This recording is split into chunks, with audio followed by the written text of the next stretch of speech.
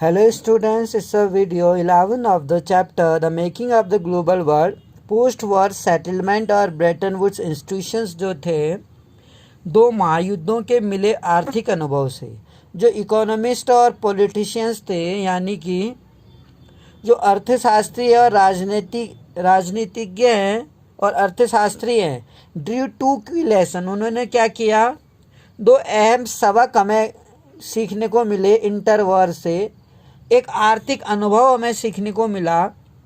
जो पहला था first industrial society based on mass production. It means जो औद्योगिक समाज था जो उत्पादन था पर आधारित औद्योगिक समाज, यानी कि जितना उत्पादन था उस पर आधारित था, उस उत्पादन पर आधारित औद्योगिक समाज उत्पादन पर आधारित था और व्यापक उपभोग के बिना।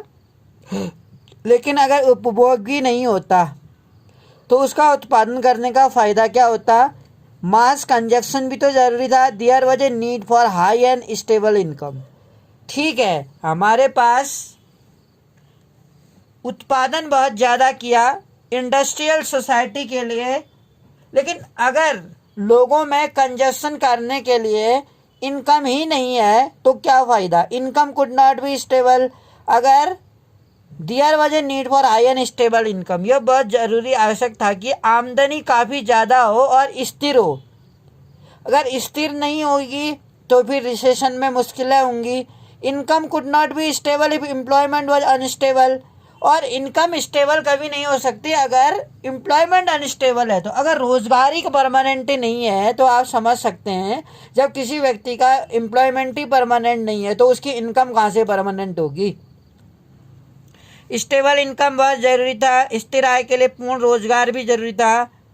But market alone could not guarantee full employment. लेकिन बाजार जो था पूर्ण रोजगार की गारंटी नहीं दे सकता था। Market alone could not guarantee full employment. Therefore government would have to stop is to minimize fluctuation of price. लेकिन पूर्ण बाजार जो था रोजगार की गारंटी तो नहीं दे सकता था और जो कीमतें थी और ऊपर रोजगार में आने वाले जो फ्लक्चुएशन जो था, रोजगार में क्या हो रहा था, कभी रोजगार मिल रहा था कभी रोजगार नहीं मिल रहा था। फ्लक्चुएशन उतार चढ़ाव आ रहे थे। कीमतों में भी इसी तरह से उतार चढ़ाव नियंत्रित करने के लिए सरकार जो थी आउटपुट एंड एम्प्लॉयमेंट के लिए इकोनॉमिक स्टेबिलिटी, एक आर्थिक स्थिरता होनी जरूरी थी। And could be insured only दो द इंटरवेंस। और आर्थिक स्थिरता कब आ सकती थी जब गवर्नमेंट क्या करे, वह अपना एक इंटरफियर करे उसमें।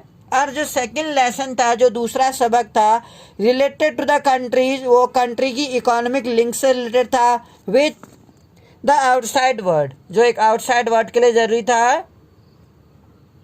आर्थिक संबंधों के बारे में बाहरी दुनिया के साथ, जो अदर दुनिया के साथ इकोनॉमिक लिंक जो था with outside world, the goal of full employment world. और इसमें जो गोल था फुल एम्प्लॉयमेंट का could only be achieve if government had power to control flow of goods. अब सरकार के पास पूर्ण रोजगार का लक्ष्य, अगर हम कहें कि एक गवर्नमेंट सभी लोगों को फुल एम्प्लॉयमेंट कब दे सकती है, जब गवर्नमेंट का जो लक्ष्य हो वो क्या हो, गुड्स कैपिटल और लेबर, इस पर पूरा कंट्रोल हो। जितना गुड्स आ रहा है देश में, आइदर वो एक्सपोर्ट या इंपोर्ट हो रहा है, और जो कैपिटल है देश में और जो लेबर है उसमें क्या हो, गवर्नमेंट का कंट्रोल हो।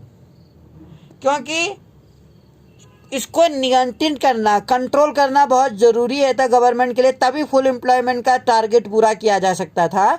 दस इन ब्रीफ हम कह सकते हैं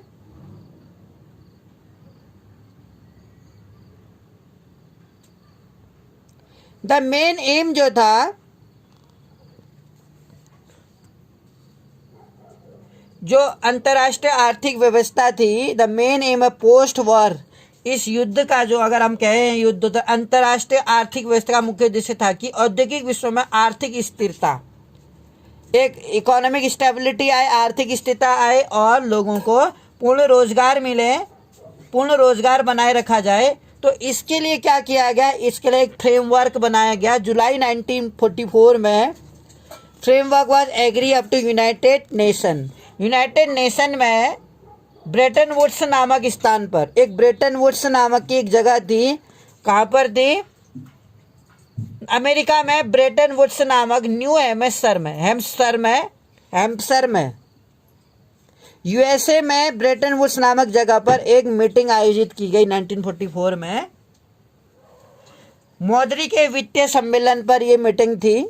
मौद्रिक जो मॉनिटरी हम कह सकते हैं, जो वित्तीय संबंधी है, फाइनेंशियल संबंधी जो प्रॉब्लम्स थी, उस पर एक मीटिंग की गई हैम्पशायर में। अब द ब्रेटन वुड्स की अगर हम बात करें, ब्रेटन वुड्स कॉन्फ्रेंस इस्टेब्लिश, जो ब्रेटन वुड्स था, जो सम्मेलन था, कॉन्फ्रेंस इस्टेब्लिश, इसने क्या किया? इंटरनेशनल मॉनिटरी जो आईएमएफ था, आईएमएफ की स्थापना की गई to deal with external surplus and deficit of its members nation. क्यों की गई?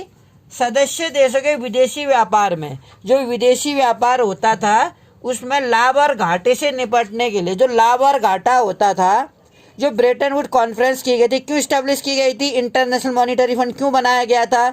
क्योंकि जो एक्सटर्नल सरप्लस था, यानी कि जो बाहरी रूप से सरप्लस यानी कि जो घाटा होता था, एंड डेफिशिएट जो था, यानी लाभ कह सकते हैं सरप्लस को, लाभ और डेफिशिएट मिले होता है घाटा।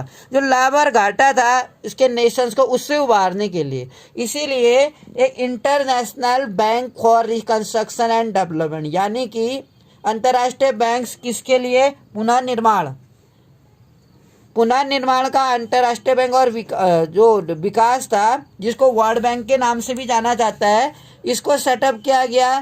Finance post for construction, reconstruction के लिए, पुनर्निर्माण के लिए, क्योंकि जितना विनाश हो चुका था फर्स्ट वर्ल्ड और सेकंड वर्ल्ड वॉर से, वो एक खौफनाक मंजर था, एक कड़वी याद के रूप में अभी भी उनके सामने था। तो इसके लिए उनको फाइनेंशियल मदद देने के लिए एक वर्ल्ड बैंक की स्थापना की गई, ताकि वो जो आर्थिक रूप से पिछड़े देश हैं या जहाँ पर इनकी आवश्यकता है उनको दिया जाए। IMF and the world bank, और इसी तरह से विश्व बैंक और आईएमएफ जो था, ब्रेटन वुड्स संस्थान या ब्रेटन वुड्स ट्रिवन भी कहा जाता है इसको, यानी ब्रेटन वुड्स की जुड़वा संतान। द वर्ल्ड बैंक जो था रिफर्ड ब्रेटन वुड इंस्टीट्यूशन और समटाइम ब्रेटन वुड ट्विंस, यानी ब्रेटन वुड्स की जुड़वा संतान बोला जाता है।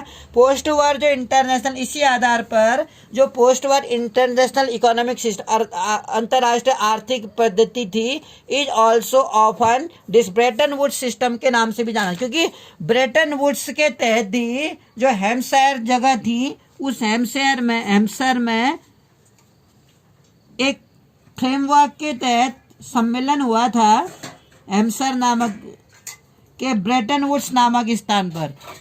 ब्रेटन वुड्स जगह का नाम था, तो हैम्पशायर में, वहाँ पर इसके तहत आईएमएफ की स्थापना की गई थी। आईएमएफ एंड जो वर्ल्ड बैंक है, कॉमर्शियली फाइनेंशियल ऑपरेशंस के तहत 1947 में इनकी स्थापना हुई थी, और decision making in the institution is control by the western industrial power के द्वारा कंट्रोल किया जाता है, और US has an effective right. और एक खास बात है कि जो अमेरिका है, विश्व बैंक और आईएमएफ के किसी भी फैसले पर वीटो कर सकता है, यानी जो कोई भी अगर वर्ल्ड बैंक फैसला ले रहा है, आईएमएफ कोई फैसला ले रहा है, इस पर वीटो देने का, यानी कि अपना एक रिजेक्शन देने का अधिकार, यानी कि नेगेटिव वोट देने का अधिकार है अमेरिका के पास। और जो विश्व बैंक का प्रेसिडेंट बनता है वो भी अमेरिका का नागरिक ही बनता है। IMF and World Bank commence financial operations, जो आईएमएफ थी और वर्ल्ड बैंक थी, आईएमएफ की अगर हम बात करें और वर्ल्ड बैंक की, जो कॉमर्शियल मौद्रिक व्यवस्था है, एक दूसरे से जोड़ने वाली व्यवस्था है, कमेंस करती है, फाइनेंशियली ऑपरेशन है, डिसीजन मेकिंग किए जाते हैं, और आईएमएफ और वर्ल्ड बैंक पर डिसीजन वीटो पावर लगा सकता है। इंटरनेशनल मॉनिटरी सिस्टम जो है, जो system linking national currencies and monetary system, ये कहता है, इट मीन्स ब्रेटन वुड व्यवस्था निश्चित विनिमय दरों पर आधारित है। सिस्टम क्या है? लिंकिंग नेशन करेंसी और मॉनिटरी सिस्टम जो है। The Bretton Wood system was base on fixed exchange rate, यानी एक विनिमय दरों पर आधारित है। और इन दिस सिस्टम नेशनल जो करेंसीज है, फॉर एग्जांपल इंडियन रुपी, अगर हम इंडियन रुपी की बात करें, were pegged to the dollar at the fixed exchange rate. तो जो भारतीय करेंसी है यानी भारतीय रुपया है, उसकी अमेरिका में अगर हम एक्सचेंज करें डॉलर के लिए, डॉलर के बदले, तो एक फिक्स रेट निर्धारित किया गया है कि भारतीय इतने रुपए के बदले हमें अमेरिका के कितने डॉलर मिलेंगे, यानी कि अमेरिका के डॉलर पे एक्सचेंज रेट तय किया जाता है। Dollar itself was anchored to gold, और डॉलर का मूल्य भी सोने से बंधा हुआ जाता है। एक डॉलर की कीमत 35 ऑन्स सोने के बराबर होती है, कह रहा है। The dollar itself anchored to gold fix 35 per ounce gold. और अर्ली पोस्ट वॉर ईयर्स जो थे, इसी तरह से जो अर्ली पोस्ट ईयर थे, प्रारंभिक जो युद्ध के साल थे, इसमें ब्रेटन वुड्स सिस्टम जो था, ब्रेटन वुड्स व्यवस्था में जो इनॉग्रेटेड एन एरा, एक ऐसे युग का इसने उद्घाटन किया, शुभारंभ किया, जिन्हें औद्योगिक जो राष्ट्र थे, जापान के लिए व्यापार तथा आय में वृद्धि, unprecedented growth of trade and income, यानी कि अभूतपूर्व कह सकते हैं, एक ऐसा युग जिसके लिए आय में वृद्धि हो गई, ग्रोथ ऑफ ट्रेड, व्यापार की वृद्धि हुई, और इनकम में, आय में वृद्धि हुई। किसमें? जो वेस्टर्न इंडस्ट्रियल यानी कि पश्चिम के औद्योगिक राष्ट्र थे, उन देशों में, जैसे कि जापान है, इन देशों में आय में और जापान के लिए व्यापार में बहुत ज़्यादा वृद्धि देखी गई। World trade grew annually at over 8% between 1950 to 1970। तो जो वर्ल्ड ट्रेड था, जो विश्व का व्यापार था, वो एनुअली क्या हुआ? बढ़ता गया, एट ओवर 8% पर से भी ज़्यादा रहा। और इस दौरान वैश्विक आय में, जो वैश्विक आय थी, जो इनकम थी, वो 5% बढ़ी, and growth was mostly stable without large fluctuation. और विकास दर भी जो थी कमोबेश स्थिर ही रही थी। जो विकास दर थी वो, उसमें ज़्यादा हम देखते हैं फ्लक्चुएशन नहीं था, विदाउट लार्ज फ्लक्चुएशन, बिना उथल पुथल के, बिना उतार चढ़ाव के, for much of this period. और इस काल में जहाँ औद्योगिक विकास इतना ज़्यादा हुआ, इनकम लोगों की इतनी ज़्यादा बढ़ी, और जो अनएम्प्लॉयमेंट रेट था, अगर आप अनएम्प्लॉयमेंट रेट की बात करें, for example average less than 5%, ये औसत 5% से भी कम आकी गई थी बेरोजगारी। और इस दशक में, इसमें हमने देखा मोस्ट इंडस्ट्रियल कंट्रीज में, जो औद्योगिक देश थे, उसमें 5% से भी जब कम में बेरोजगारी को मापी गई। द डिकेड ऑल्सो ओवर, इस डिकेड्स में, इस शताब्दी में ये देखा जा सकता है कि ऑल्सो सो वर्ल्ड वाइड, जो विश्व था, उसमें स्प्रेड ऑफ टेक्नोलॉजी, एक हम कह सकते हैं तकनीकी का बहुत प्रसार हुआ, एंड इंटरप्राइज का, उद्यमियों का। और डेवलपिंग कंट्रीज जो थे, वेरी इन हरी, विकासशील देश इस जल्दबाजी में थे, to catch up with each advance and industrial country, हर औद्योगिक कंट्रीज को, औद्योगिक देशों को एक कैच करने की, एक उनको पीछे छोड़ने की एक होड़ जैसी लगी हुई थी इनमें, और ये कोशिश कर रहे थे कि विकासशील देश विकसित औद्योगिक देशों के बराबर पहुंचने की इनमें होड़ जैसी लगी हुई थी, ऐसा देखा जाता था। Therefore they invest vast of capital, और इस तरीके से इन विकासशील देशों ने, जो विकासशील थे, विकसित देशों को पिछाड़ने के लिए, उद्योगों में पिछाड़ने के लिए, औद्योगिक राष्ट्रों को पिछाड़ने के लिए बहुत ज़्यादा पैसा लगाया। इंडस्ट्रियल प्लांट इंपोर्ट किए, इक्विपमेंट्स और फीचरिंग और मॉडर्न टेक्नोलॉजी, और जो मॉडर्न टेक्नोलॉजी थी उसमें क्या किया? विनियोग किया, बेहिसाब पूंजी का निवेश किया।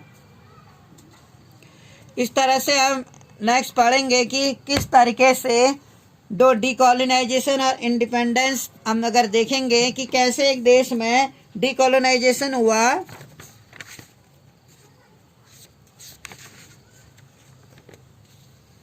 वैश्वीकरण की शुरुआत कैसे हुई थी, और औपनिवेशिक, अगर हम बात करें औपनिवेशिक की, उपनिवेशीकरण और स्वतंत्रता कैसे मिली। डिकोलिनाइजेशन में से वन होता है उपनिवेशीकरण और इंडिपेंडेंस में स्वतंत्रता